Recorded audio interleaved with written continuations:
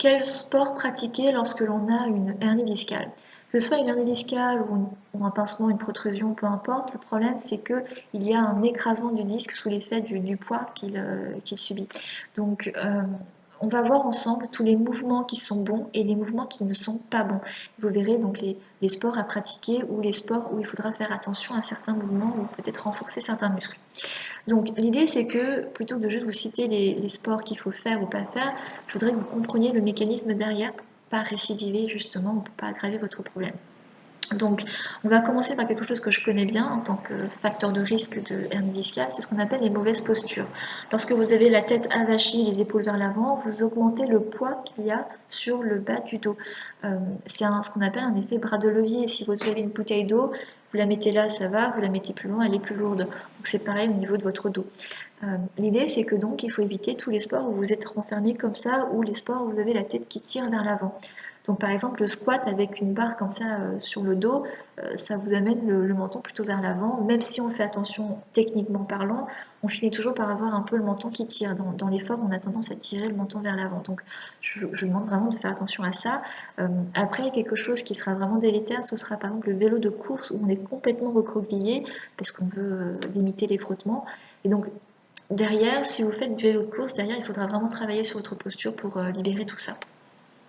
Un exercice qui sera très bon pour libérer, justement pour ouvrir la posture, je ne parle pas de séance de chiropraxie, je parle vraiment au niveau sportif, ce sera travailler au niveau du dos crawlé. Le dos crawlé, il est très bien parce que vous allez donc travailler ce mouvement-là et vous êtes en ouverture. Et si vous faites ça une fois tous les 3-4 jours, c'est vraiment bien. Vous travaillez l'ensemble du corps, il n'y a aucun poids sur le dos puisque vous êtes allongé, vous êtes sur l'eau et puis vous n'êtes pas cambré non plus dans le bas du dos. Parce qu'effectivement, un des facteurs de risque de survenue de hernie discale, c'est l'hyperlordose ou la forte cambrure dans le bas du dos. Donc la brasse, par exemple, vous allez onduler en entretenant beaucoup cette cambrure ou en l'aggravant. Donc la brasse, il faudra l'éviter, à moins de faire de la brasse coulée avec un tuba.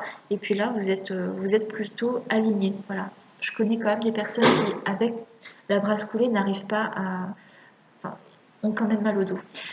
Complètement à proscrire, c'est la nage papillon. Ça, c'est vraiment traumatisant. Et puis, on peut faire ce qu'on veut en chiropraxie. Si derrière, vous allez faire de la nage papillon sans suivre nos recommandations, vous allez à nouveau vous faire mal. Il faudra travailler beaucoup sur... il y a la posture, mais il y a aussi le travail de gainage. Ça, c'est juste évident. Le gainage, justement, j'y arrive.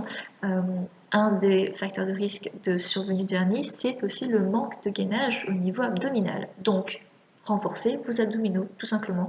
Et les abdominaux, vous en avez besoin tout le temps, que ce soit au quotidien pour porter vos enfants ou pour courir, vous avez besoin de vos abdominaux. Donc, qu'est-ce qu'il y a comme exercice pour les abdos? Oubliez tout ce qui est crunch, c'est-à-dire vous êtes sur le dos et puis vous avez la tête, vous êtes comme ça. Oubliez ça parce que vous allez renforcer les psoas qui tirent à la fois sur les vertèbres et à la fois sur les disques, et ça c'est pas bon du tout. Préférez les abdos où vous travaillez sur la respiration et le périnée, tapez ça sur YouTube, tapez abdos en hypopressif par exemple, hypopressif. Ça marche très très bien, c'est très efficace et tout le monde peut le faire. Après, vous avez sinon tout ce qui est la planche, le bird dog aussi, c'est un exercice que je donne beaucoup pour des personnes qui ne sont pas forcément très très sportifs et pas très souples. Le bird dog, c'est assez facile à mettre en place. Donc voilà. Pensez donc à vos abdos, renforcez également les muscles du dos.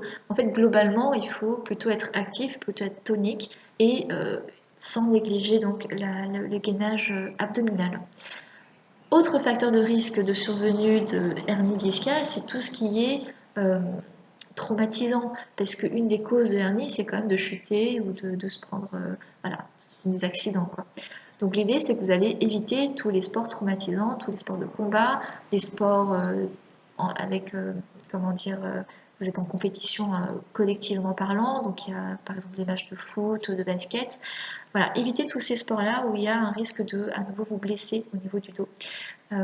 Et puis le dernier point, c'est ce qu'on appelle les sports en asymétrie, c'est-à-dire les sports où vous êtes par exemple vous faites du tennis ou du badminton, c'est des sports de raquettes. Et en fait, ce mouvement-là de torsion va être mauvais pour le dos et il y a une pression qui se fait de manière asymétrique au niveau du disque. Et pareil, donc ça c'est compliqué pour votre disque.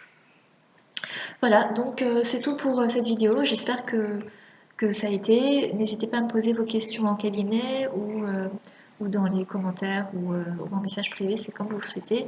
Et sinon, bah, je vous dis à bientôt pour une autre vidéo.